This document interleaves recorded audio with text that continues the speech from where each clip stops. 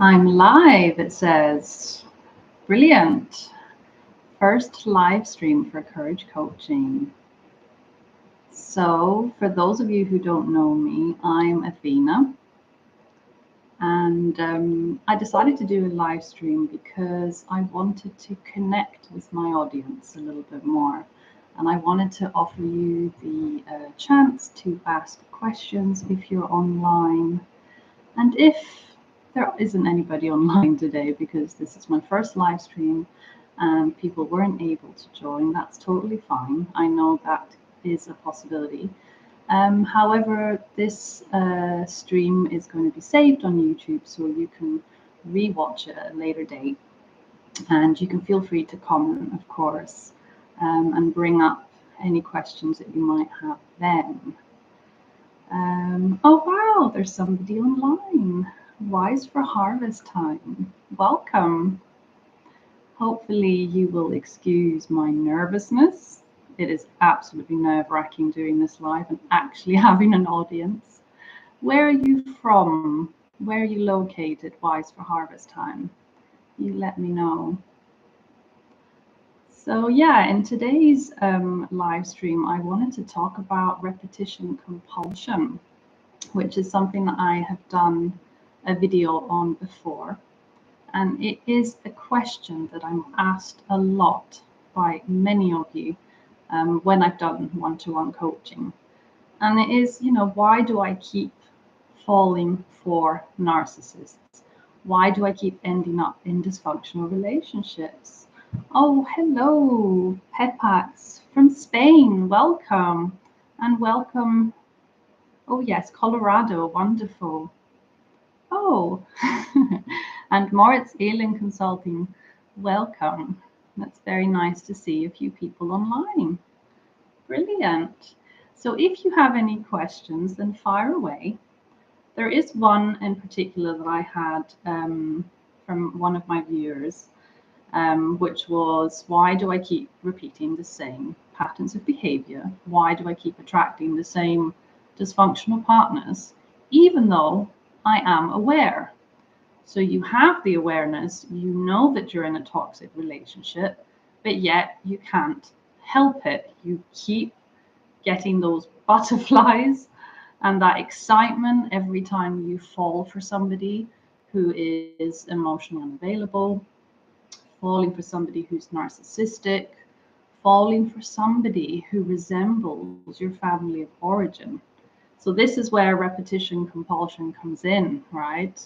And this was a term coined by Freud. He held the view that a person's identity and inability to discuss or remember past traumatic events might lead them to repeating traumas compulsively, right? So if we have had traumas in our childhood before the age of 3, or even before the age of us being able to communicate, to talk, to speak, we may not remember these traumas, right? They are buried in our unconscious, which means that we will reenact these compulsively when we are adults. We will constantly keep attracting partners, friends that remind us of our parents, our dysfunctional parents. So yeah, he believes that people continuously put themselves in dangerous situations and dysfunctional situations without realizing it. And that is when it becomes dangerous. That is when we keep hurting ourselves, right? So obviously when you're a child and you're in a dysfunctional family home, that is all you know. You do not know any better. You are not aware that the constant shouting, that the chaotic sort of environment that you're in is not normal. For you as a child, that is your normal. So as you grow older and you start dating, you start wanting to sort of, find somebody to call your own, you will feel most comfortable with the partner that constantly shouts at you, with the partner that is abusive, Whatever you had in your family home, you will attract. And the reason you attract this is because you are trying to resolve the original trauma. If your mother or your father wasn't able to love you unconditionally as a child, if you felt constantly hurt by them, you will try and find a way to fix this. You will find a partner that you desperately want to give you that love, that unconditional love. But the problem is, because you are attracting the same type of individual that resembles your parents, no matter how hard you try and get that partner to love you, you will not get that need met. That trauma will not be resolved. It will just keep repeating itself, right? So yeah, it's a very, very difficult situation. I've been there myself, so I know this very well from my own experience, having grown up with narcissistic parents. You know, for those of you who follow my channel, you know that I've also had that experience. I live with CPTSD, so I have been through that whole process. I have been through the process of falling for the wrong kind of person. My earlier relationships were very much like that. I remember my first boyfriend was somebody that very much resembled my father. And funnily enough, my father said to me, "I don't like him. He's too much like me." So although my father was narcissistic, he recognized that my partner was similar. He was a bit, you know, too outgoing, too cocky. And he didn't like his daughter being with a guy like that. And that was sort of, you know, the early stages of me becoming aware of that, right? After that relationship ended and I started understanding, you know, why am I attracting people like my dad? Oh, well, I guess that's just how it is. I started trying to go for guys that were a bit different to my father, but they didn't feel as comfortable. My other boyfriends, for instance, were not abusive, but they had addictions. And because of their addictions taking over, they weren't able to be emotionally present for me. So each partner, each sort of compulsive choice that I made had something that was unhealthy. It may not have been exactly like, you know, the way that my father was. They weren't exactly like the original trauma that I experienced, but they had elements of that. And that is what you need to watch out for. So the best advice I can give somebody who says, why do I keep repeating these behaviors? Why do I keep attracting narcissistic or abusive or alcoholic partners, is you need to start bringing what is in the unconscious to the conscious, right? That is very hard. However, the best way to start this is to start noticing patterns of behavior. And some things you can ask yourself, for instance, are, do I have this desperate need to be loved by somebody? Do I feel this desperate compulsion to fix the other person? Do I constantly attract other people who have had a really messed up childhood, just like me, who are dysfunctional in some way, who are toxic in some way, who have addictions, who are emotionally unavailable? If I keep attracting these sort of individuals, then I need to ask myself, why? Why am I doing this? Is it because this person's familiar? But familiarity does not necessarily mean that this relationship is safe and that this relationship is healthy, right? That is the tricky part of this. But yeah, you just have to keep noticing the patterns of behavior. Start keeping a journal, start writing these things down. For me, in my recovery, I found it very useful to write things down.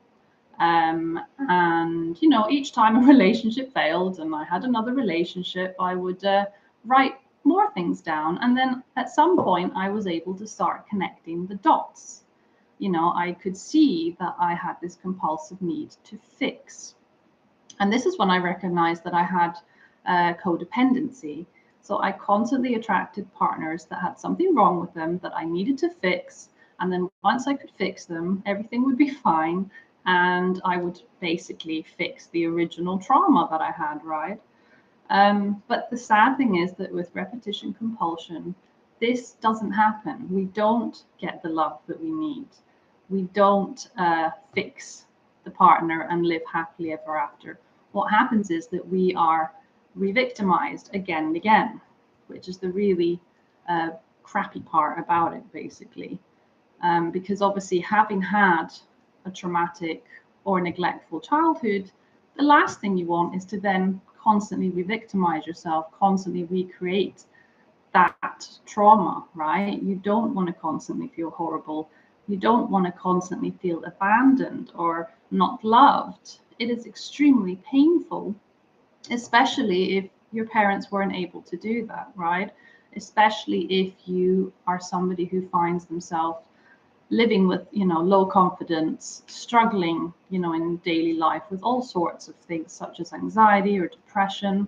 If you live with CPTSD, you'll have, emotional flashbacks. You'll be triggered by things all the time, and you will carry this sort of feeling of emptiness around, and this very, very unpleasant. And this feeling of emptiness makes you more vulnerable. And because you're more vulnerable and at the same time you're more desperate to be loved, you will then be more prone to attracting people that will hurt you, people that will re-traumatize you, right? So it's very difficult. Oh, Christina, so lovely to see you join us from Canada. I know you said you'd try and join today, so it's very lovely to see you. Yes, guys, if you have any questions at all, then please feel free to ask some in the comments. That would be lovely. That would be lovely indeed. So where was I? Talking about dysfunctional relationships and how we deal with them. Yes, I was talking about how we can sort of fix this. How can we stop ourselves from constantly falling into these patterns of repetition compulsion, right? And the first one I said was obviously noticing patterns of behavior. But the first one, I think, which is the most important, is to address the original wound, to address the original trauma. So what was your childhood like? How did you feel? How was your relationship with your parents? Are there wounds, wounds there, things that hurt you, things that traumatized you? Do you struggle now? Do you struggle to have relationships? Do you struggle to communicate, with others effectively? Do you have a feeling that you are different to everybody else, that you feel vulnerable, that you're not like other people, especially when you talk to somebody who, I guess, isn't traumatized, hasn't had, childhood abuse, hasn't had experience with narcissists. You will feel different. A lot of survivors of abuse and trauma talk about how different they feel, how vulnerable they feel, how helpless they feel at times, or how hopeless they feel. This is something that unites all of us who have had that kind of background. And it's really, really difficult. Addressing the core wound obviously is very, very important part. Identifying obviously patterns of behavior, and noticing, how you are at present. Now let's see, a couple of questions. I tried to fix a broken girl who had a severe lack of protection as a child. She had CPTSD and felt different. She burned her bridge with me and caused a lot of her own hurt. But I couldn't give as much as she wanted. Thank you for sharing that, Wise, for Harvest Time. Yes, it is very hard, isn't it? Sometimes when we are with somebody who has had trauma, we can't fix them. We can try to be there for them as much as we can, but if the person doesn't do the work themselves, then what can we do? We can't destroy our own mental well-being, our own mental health, to fix them, to help them, to support them. There are many partners out there who have, relationships with other traumatized individuals, and they both have to put the work in. They both have to learn boundaries, obviously. They both have to, you know, have knowledge. They need to research, you know, trauma. They need to understand it. You know, CPTSD is very, very, very complicated, especially when people are triggered. Oh, thank you, Moritz Ellen Consulting. That's very generous of you. Kitiyoshi one, hey all, lovely for you to join. Yeah, so we have to look after ourselves, right? If you are in a relationship with somebody who is stable, who is healthy, and you are the one that has CPTSD, you are the one that has trauma, you know, you have to allow that person to be able to be themselves around you. The problem is that when you have trauma and you are triggered, you can become this monster. You will have a meltdown. You will have awful reactions when you are triggered, when you're having an emotional flashback. You're right back where you were when you were 3 or 4 or 5 years old, when, you know, your parent was punishing you or you know, ignoring you, or just being horrible, right? You are not in the present anymore. So if your partner says something ever so slightly critical, for you it's huge, you know, it's, your reaction is completely too over, like it's over the top, it's an overreaction, right? And it's your responsibility in that moment to control that reaction by telling your partner, okay, do you know what, I'm having an emotional flashback, I'm triggered, I'm going to remove myself, I'm going to go to a quiet room, I'm going to do some deep breathing, some journaling, I'm going to talk to myself in a calm manner, I'm going to try and calm myself down, ground myself, acknowledge, you know, that I'm traumatized in this moment. And then once you have done that, you can then reconnect with your partner and talk about what happened. You know, this is what happened, who is, you know, traumatized, who's having the flashback, but it's also extremely hard on the partner, right? Especially when the partner wants you to feel safe, wants you to feel loved, and may constantly reassure you that you are loved and that you are safe. You know, they will love you unconditionally. They will be possibly everything that you wish that you'd had in your, you know, in your parent and your sort of family home from your parents, right? You may have been lucky enough to have found a healthy partner, which does happen. You know, there is hope for people with CPTSD. I've had a lot of clients where, you know, who are in very successful relationships and marriages, and they work at it daily. You know, every time they have a flashback and they notice that they go overboard, and that, you know, the tiny little sort of disagreement turns into this massive argument. They notice that, okay, they need to do something. They notice they need to work harder at it, you know. But the problem is that the first instinct for somebody who has CPTSD when they are triggered is that they will fight back, right? So there's 4 trauma responses. We have fight, flight, freeze, and fawn. Now, when somebody is triggering us, when somebody is hurting us, when we are back, you know, flashback into when we were a child, we will fight back. We will start blaming and saying, you know, how could you say that to me? You know, how could you hurt me? You know, you're so cruel. You need to, you know, talk to me in a nicer way. And you know, we throw all our focus at our partner, and it's our partner's fault that we feel so horrible. And, you know, we're sitting there in tears and crying and feeling horrible.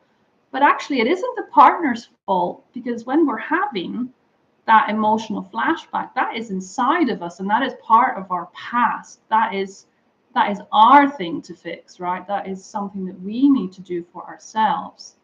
A partner is, you know, it's okay for our partner to be aware that this is what happens to us.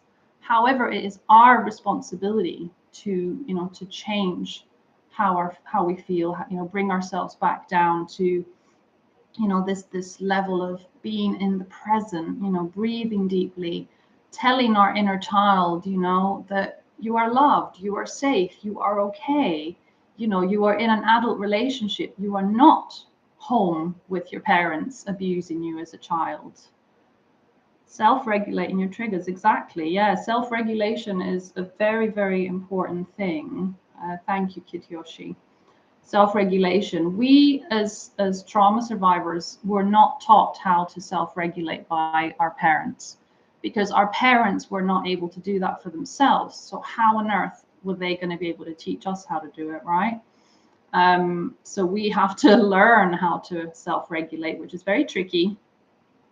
And it takes a lot of practice. It really, really does. But, you know, all of the things that people talk about, deep breathing, you know, positive visualizations, yoga, all of the things that, you know, people talk about that help ground you are very useful. I myself, I have to be honest, you know, I'm trying to do yoga, I'm trying to do meditation. I find it very, very hard to calm myself down in moments of, you know, stress, especially when I'm in a very hypervigilant state. But I still try, nevertheless. I have found sort of the inner child healing quite helpful. I don't know if any of you have had experience from that. Inner child healing can be quite hard for some people. They usually need somebody to guide them with it. However, in moments of, you know, a lot of stress, I've noticed that even though I may be highly triggered, crying, you know, completely emotionally dysregulated, talking to myself in a soothing voice, imagining that I have, you know, a parent, a nurturing, calm parent talking to me, soothing me, telling me that, you know, everything's going to be okay, that, you know, that I've got your back, that it's okay if you're upset, and that, you know, I'm there for you, you know, almost giving yourself a big hug, right, in those moments. And that's a way to self-regulate yourself. You know, if you've not had parents to do that for you, if you've not had parents to help you feel better, then you have to find a way that works for you and do it for yourself. And this can differ from person to person, right? It doesn't have to be the way that I say it is. I think people find their own way in this and self-regulating. Journaling was another huge thing that I did as a child, as a teenager. And actually, even now, it helps to write down your emotions, you know, your anger, all of your feelings. It's better to do it that way than to scream at them, you know, at your partner when you're having an argument. You know, it's a more constructive way to write down how you're feeling in that moment, especially if you're feeling frustrated, angry, or sad. If you're feeling helpless, oh my God, that feeling of feeling helpless and hopeless and small, really small, really insecure, and feeling like you are just not good enough, you know, that you just don't deserve anything is such a horrible thing to have to, you know, to live with. But write these things down in your head, and you can read them again, you know, in a couple of days, look back on them, maybe make a connection with, you know, another moment that you were triggered, or, you know, another situation where, you know, you felt awful. Journaling is very useful for regulating yourself. Yeah, so it's good. How in the moment can you tell it's an emotional flashback, or if you're genuinely upset with something in the present? Yes, thank you, Christina. That is something that is very difficult, actually, especially at the beginning, how to know you're having an emotional flashback. So for me personally, having an emotional flashback means that I have a very over the top reaction to something that's quite small. And the feeling of helplessness and hopelessness is so strong in that moment. I think, you know, feeling hopeless and helpless, feeling small, feeling incredibly vulnerable in a moment. You know, this could be, you know, in a conversation, or when somebody might have a slight criticism about something. You also have to notice your body, like physiologically, you know, what's happening. Like, is your heart beating faster? You know, are you feeling a bit shaky, a bit trembly? You notice your body, notice where you feel it in your body. Like for me, when I'm having a flashback, I can feel it in my stomach. You know, I have this really horrible sinking feeling in my stomach. My chest tightens and my fists clench, right?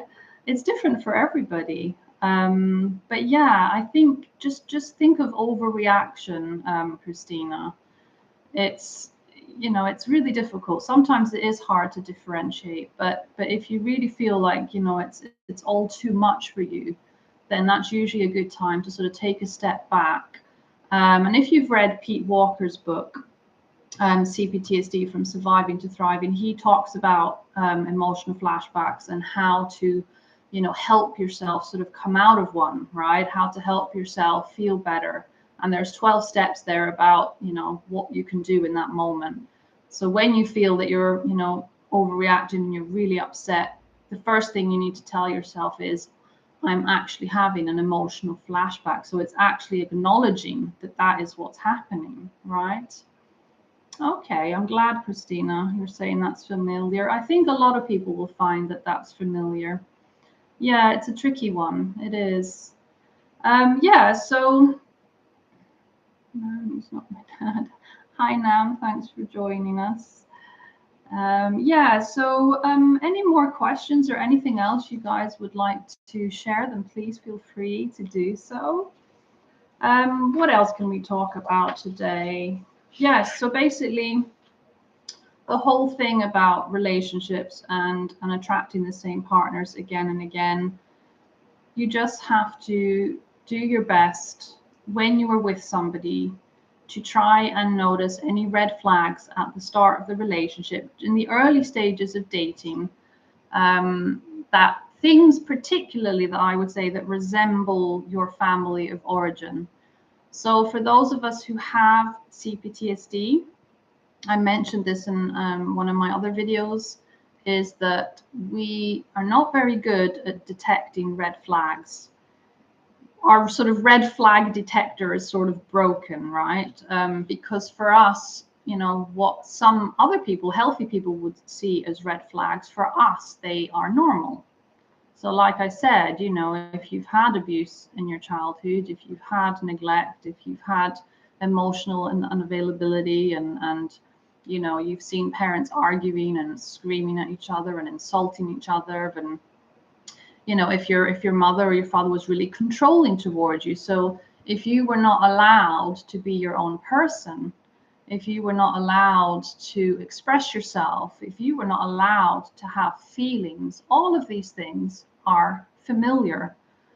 They may not be comfortable, but they are familiar. So if you meet somebody who is a little bit controlling at the beginning, you may not think much of it, because that's what that's what's familiar. So red flags are very important to notice, but because your red flag detector is broken as somebody who has CPTSD, then something that helped me, and I advise my clients a lot of the time, is that talk about it with somebody that is healthy, who has maybe a healthy partnership, somebody maybe that in your life where you can sort of tell that their partnership, their relationship is a lot healthier or a lot different to yours, or obviously the best person you can share this with is a therapist or a coach, somebody that understands what is healthy and what isn't, that understands boundaries, that can sort of help you along that journey,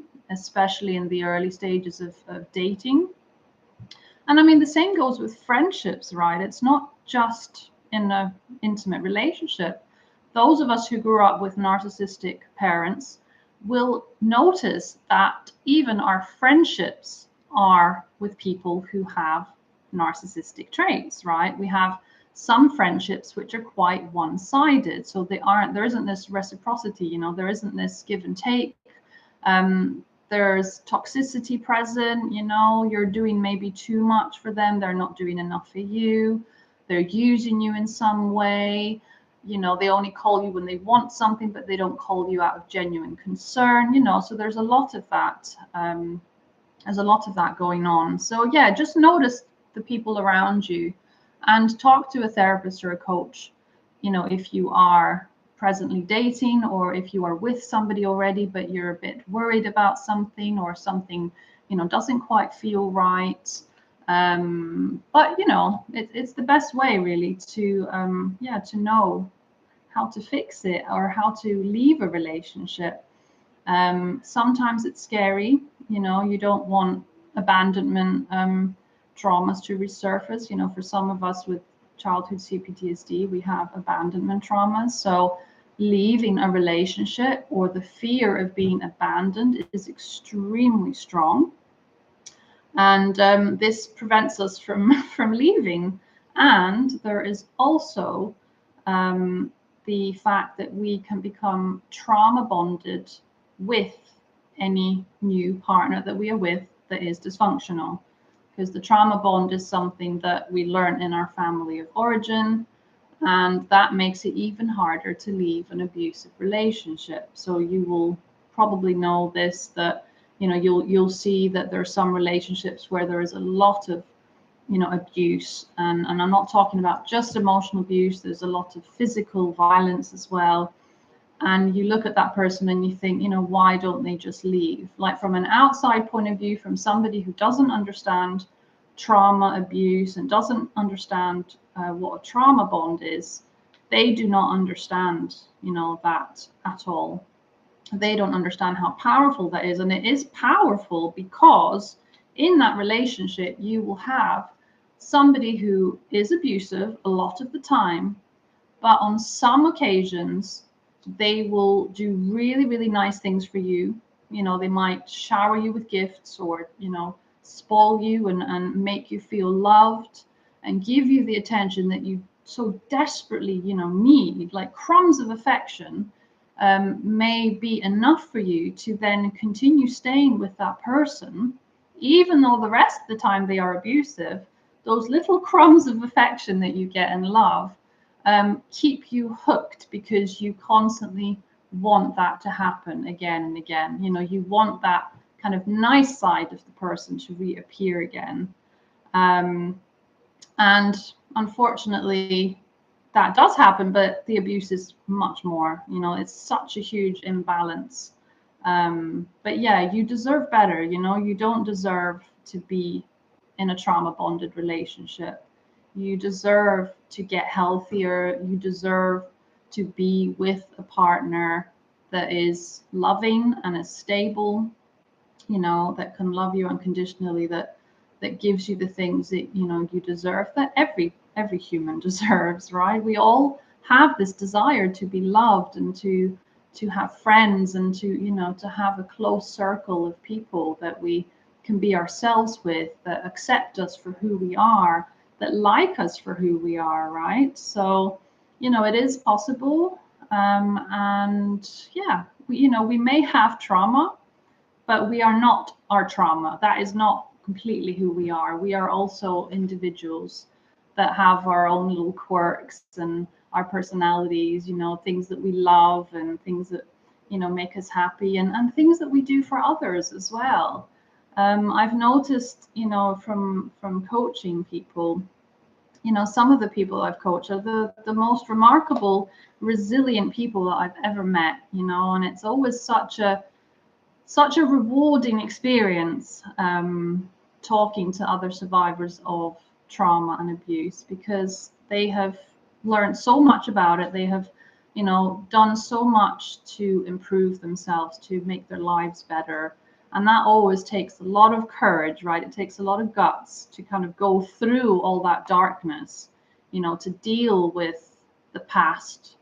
And in some ways the past, is very, very hurtful, and it can be very hard to revisit that, but obviously the focus should always be on the future and on the present, and what you can do to improve your life, and what you can do to help yourself feel better, to feel more stable.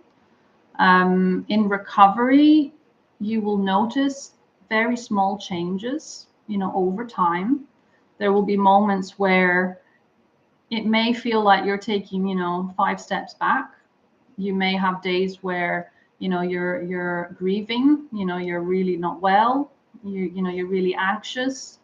All the sort of symptoms of CPTSD all flare up, and it feels pretty hopeless. But then something will happen, and you'll take a huge leap forward, and you'll be like, wow, I've done really well. I actually, when I get triggered now, I can manage that trigger a bit better. It can be very subtle things that you notice that improve over time. And, for me, over my recovery journey, there was years where I thought that I was never going to get better.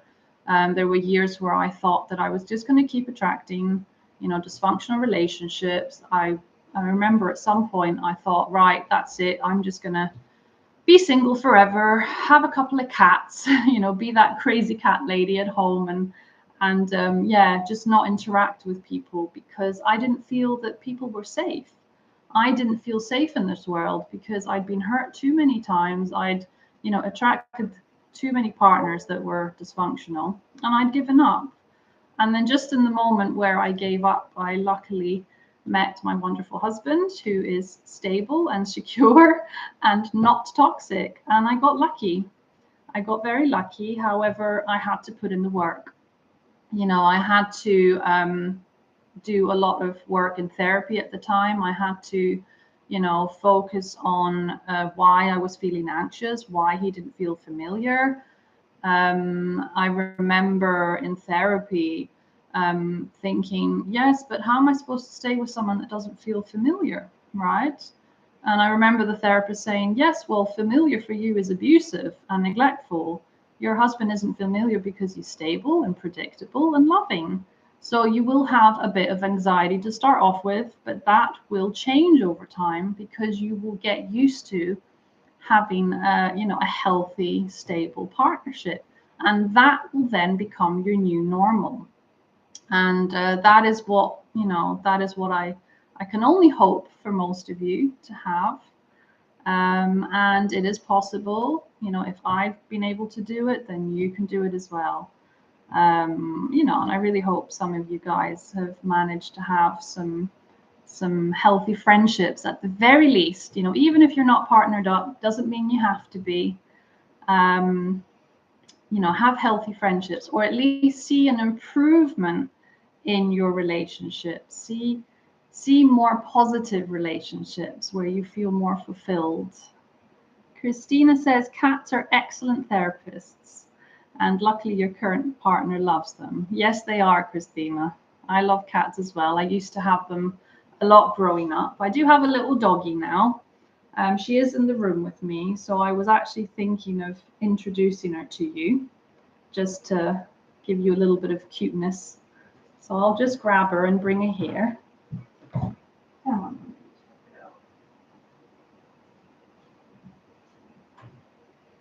So this is my beautiful Dowla, and she is a wire-haired sausage dog that we got from Germany, and she loves giving kisses. And yeah, I just wanted to introduce her because she's absolutely gorgeous. And she turned 6 years old yesterday, and my husband and I are really, really happy that she is part of our life. Okay? I'll put her down now because I don't want her to be uncomfortable. There we are. Now, does anybody else have any questions at all before I end the live stream today? Oh, I'm glad you think she's precious, Christina. Yeah, she is. Animals are incredibly healing, aren't they, for anybody, but especially for those of us with trauma. She's like my little therapy dog. That's what I call her. And yeah, she's a joy to be with. And animals can help you self-regulate as well, and they can keep you in the present, right? And it's really good to be able to sort of take the focus off yourself a little bit and give that love and affection to an animal because they are unconditionally loving. Yeah, that's the wonder of an animal. So I'd like to thank you all so much for joining my live stream today. I'm going to keep it short because it's quite nerve-wracking. And I think I've done all right, for it's just over half an hour. So yeah, thank you so much for joining, everybody. And I will try and do more live streams now that I've done the first one. And I wish you all the best. Thank you for your compliment. I do love my dress as well. Yeah, take care, everybody. And I will see you very soon in my videos. Bye-bye. Thank you, Christina. Bye-bye, everyone.